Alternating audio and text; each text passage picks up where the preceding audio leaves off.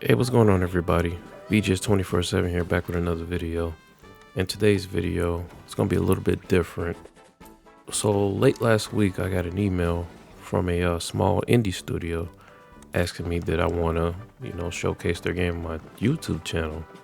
At first, I thought it was fake because I'm like, really? I got like 300 subscribers. You're actually asking me to do it? But the email was legit. So I was like, heck yeah, I would love to do it. Of course, after they sent me the game, I looked it up to see exactly what it was. Because honestly, I never even heard of the game before.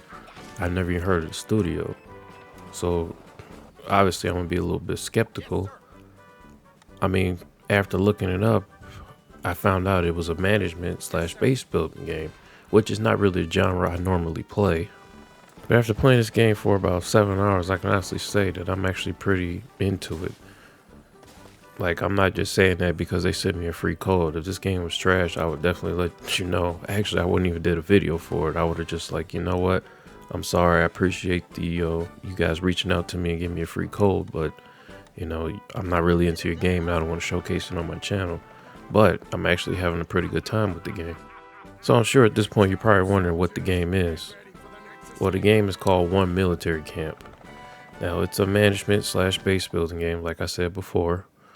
They recently put out an update that makes it Steam Deck playable, not verified, but it's playable. And they actually did some retooling to the UI so it actually works better on Steam Deck. And they have like controller support. And I can honestly say they did a pretty good job with the controller configuration for this game. It's actually really easy to use on the Steam Deck. So the main premise of the game is there's this evil maniac that's taking over all the regions, and it's your job to take them all back. Now, your job is to build up your little boot camp, train your soldiers, and to literally start taking down region after region after region. They say there's like over 100 missions in the game. And that's like of just now. There's going to be more added. The game is still in early access. But you're going to be taking on different missions. A couple of missions, I had to train a certain type of soldier, and I'll get into that a little bit later. But you're going to train in different types of soldiers to do specific missions. Not every mission is going to require the same soldiers, which is kind of cool. Some missions will require, like, let's just throw, like, for instance, like a spy. Another mission you might need a tank operator. Another mission you might need like a communications expert. It's different. It all ties into the story progression because as you get further along, you're gonna unlock different classes for your soldiers, and different classes are going to be required for different missions. But I'm gonna get back to the classes. Let me get into the general gameplay and the gameplay loop. So once you first start the game, you're going to be introduced to the story, and the story is going to start with a bit of a tutorial. Now, do yourself a favor, pay attention to this tutorial because I was like doing like 2 or 3 other things as I was playing this the first time. So I wasn't 100% paying attention to the tutorial, to the tutorial. And I regret that because as I got further along in the game, I actually forgot, crap, what am I supposed to do here? So I had to rethink and like look. Luckily, there's the game's UI makes it pretty simple for you to figure things out that you may not realize how to do. Sometimes you just have to hover over something and you can see, okay, this is what this soldier needs, or this is what I'm supposed to do here. They make it really relatively simple for you to figure that out. So one of the things that I did notice, and this kind of ties back into the whole I should have paid more attention to the tutorial, but I figured out that every character or class is like kind of tied to a building. So you're gonna have medics, you're gonna have your regular soldiers, you're gonna have chefs, you're gonna have maintenance workers, and different classes of soldiers. So the maintenance workers, they have a maintenance building, and the chefs, they have their own building, which is the mess hall. Now, another cool thing about this game is they have, I guess you can call it different shifts. So there's going to be like people are active during the day, people are active during the night. Now, do yourself a favor. Make sure you have enough characters. Let's say the mess hall.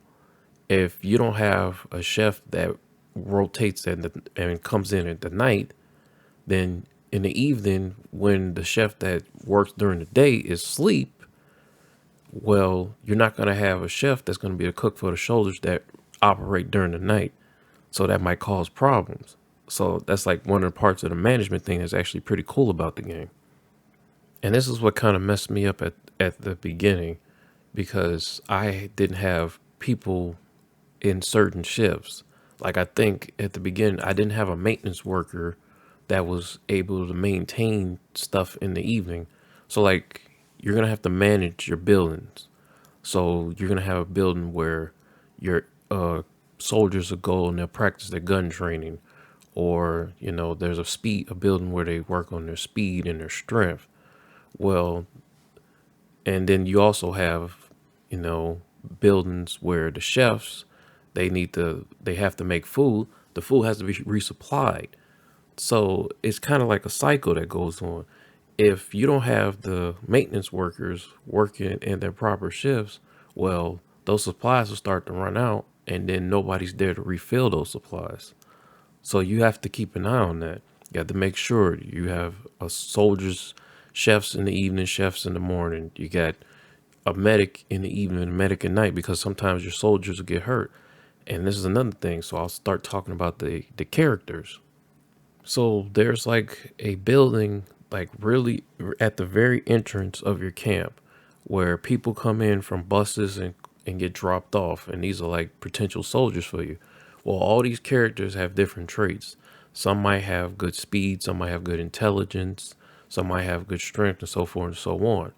Well, but they also have like, bad traits and good traits. Some might be, night owls, where their stamina doesn't, change in the evening, I think it is. Or you might have a negative trait, like this character is more prone to injury. Like I have a guy, I forget what class he is, but this guy, every time you look at him, he's getting hurt and has to go to the medic. So you might have a situation like that. So you have to be careful who you recruit. Some might have a negative and a positive trait. I've seen that. Like, they'll be good, maintenance workers, but, they like to hang out and party more, so you might have to deal with that too. And as you get further into the game, you start to unlock more skills and, the little progression tree. You unlock different buildings, better versions of the buildings, and you also unlock different classes, and every class has a requirement. So let's say you wanted to have an engineer or a spy. Well, a spy might require like 55 speed or, 55 intelligence. Well, in order to do that, you're going to have to get your soldier to train at the intelligence building, or you might have to get the soldier to train at the speed building or the strength building to build up that statistic. But you also have to keep in mind they rotate in shifts. So, and they also have like stamina, they have happiness too. And if you wear them down, they might be prone to injury, or they might start becoming unhappy, and might get, might not want to do things. So you have to keep that stuff in mind. So I wouldn't exactly call it like micromanagement, but there is a lot to keep your eyes on. Stuff can go wrong. If you've played, a game like 2 Point Hospital or, Jurassic World Evolution, it's got some like similarities to those games. When I say Jurassic World Evolution, you have to create paths to every one of your buildings. If you don't create a path to your building, then the building's not going to be operational. Or you have to, a path to the main path from the building. You might have like junction boxes or like electricity for the electricity to run. If the electricity is, if there's too many buildings in an area, you can actually overload the box and it can explode. There's certain things you got to keep that in mind too. So there is actually a lot that is going on in this game, and I can honestly go on for like the next 30 minutes, but I'll just leave you guys with this. You know, like I said, I've had a ton of fun. Shout out to the devs at Abbey Light Studios for reaching out and sending me a code to play the game. I'm actually really glad they did because I'm actually having a really good time with it. Like, it's honestly a perfect game to play on your Steam Deck because you can play for like 30 minutes, put it down for a little while, go back and do what you're doing, and come back to it. It's real simple to do that. One of the things I do wish that the game had was like a little bit better performance. Like right now, the game is like kind of locked at 30 frames per second. Hopefully, in the future, it'll be an update where it can run like past 30, like maybe 45, 60. That'd be great. Another thing is right now, there's only one game mode. They have a like very extensive roadmap, and I'll leave a link to their Steam page so you can take a look at it for yourself. But right now, it's just the one game mode. They are going to be adding in the future like asynchronous multiplayer. I know they also are supposed to be adding a sandbox mode, and there's like I said, I'll send you I'll leave a link to the Steam page so you can check it out for yourself. But they like updated the game like 4 times just in March, so they're pretty active, in working the game and make sure it's better. But like I said, there's a lot to this game. Like I said, I'm actually having a really good time with the game. I definitely recommend it. Like I said, I'll leave links to the Steam page so you can have a look at it for yourself, see if it's something you're interested in. And honestly, I can't wait to see, where they're going to take the game. Like I said, right now there's just the one game mode. I'm looking forward to the sandbox mode and, the asynchronous multiplayer for the future. But, this game is like I said, it's actually perfect for the Steam Deck. Like you can literally turn it on, play a few missions, put it in sleep mode or turn it off and just come back to it later. Like it's that simple. It's nothing that's gonna like keep you if you're like me, you might get caught up in it for like a few hours, but it's real easy to just play for a little while and just put it down and come back to it like a little bit later. It's a perfect type of game for like on the go. You could be sitting in a coffee shop or, you know, waiting in an airport and something, decide, hey, let me go check what's going on in my boot camp. Let's do a few missions with my soldiers, stuff like that. So I'm going to leave you with, some gameplay, check out the game. Like I said, I had the links in the description. See if you like it. And that'll be it for me. I'll see you in the next video. Peace.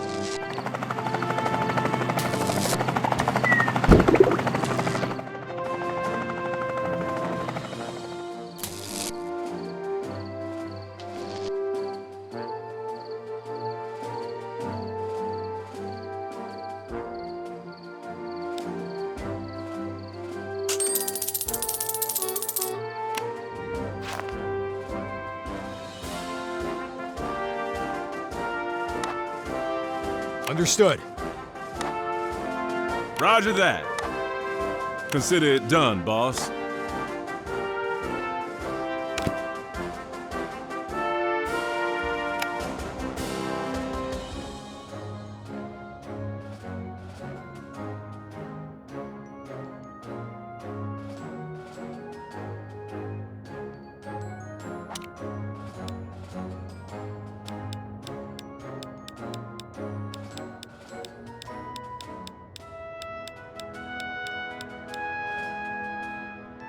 Yes, sir.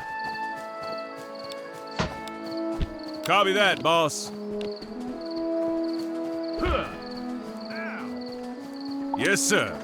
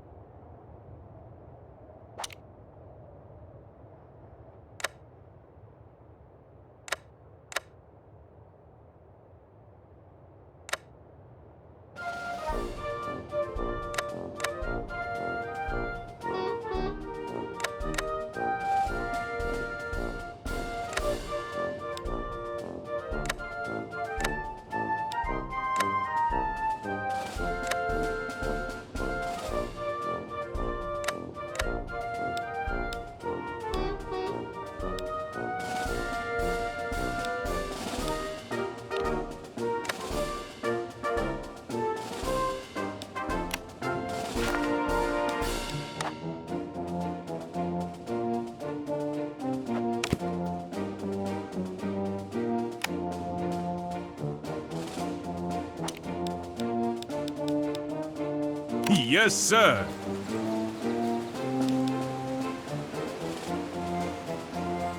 Sure thing.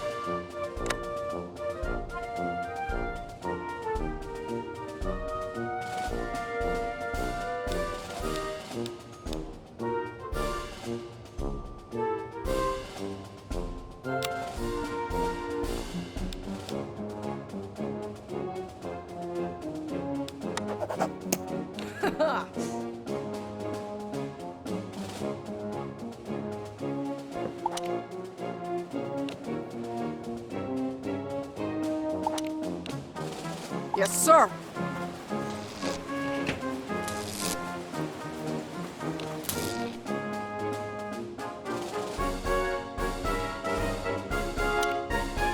Yes, sir.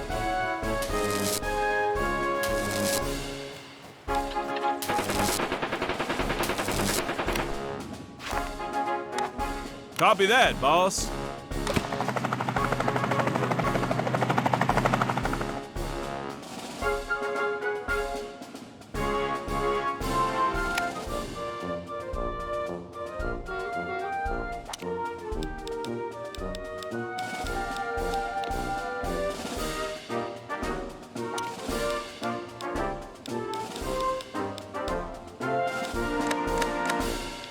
Yes, sir.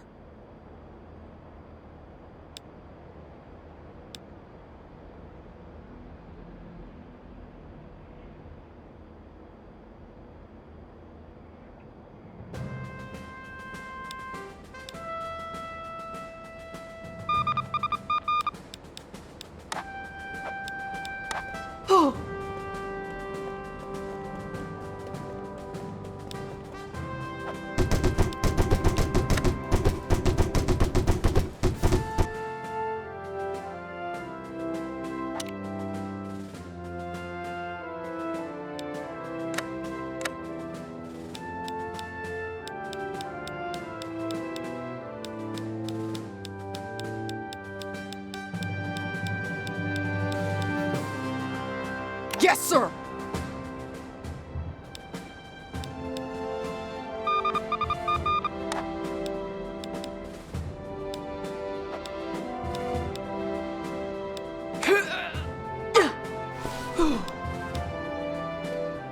All right.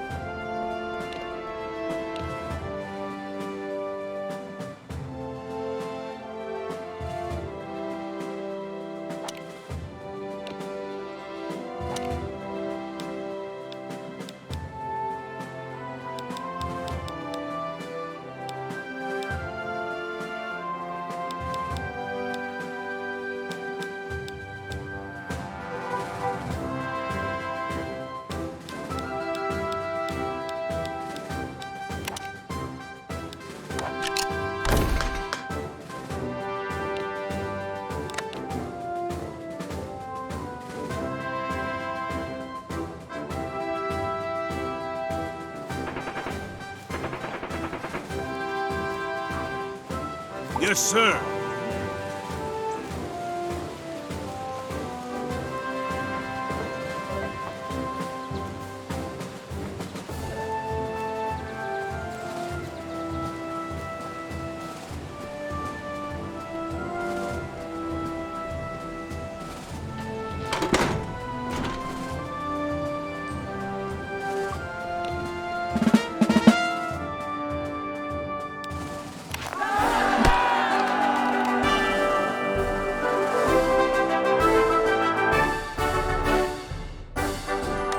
Oh, the sweet taste of victory. Well done.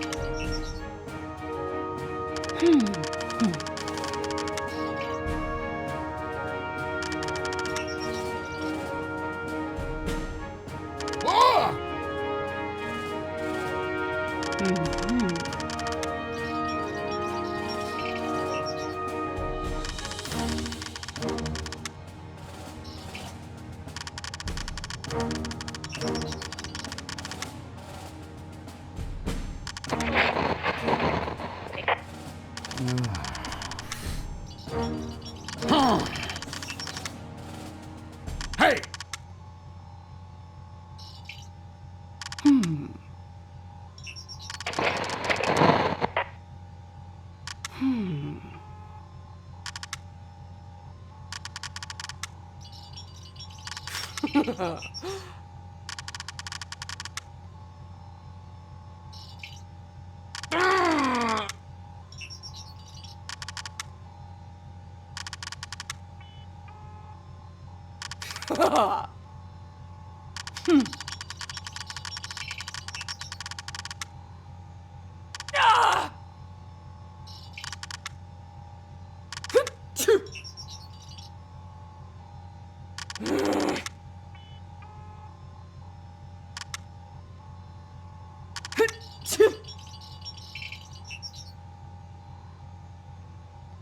Oh.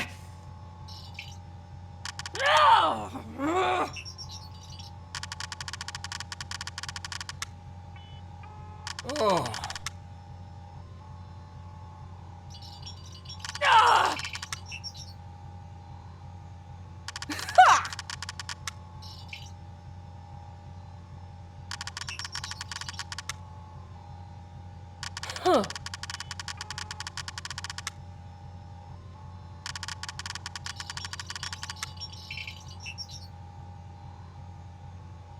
Huh. Ow!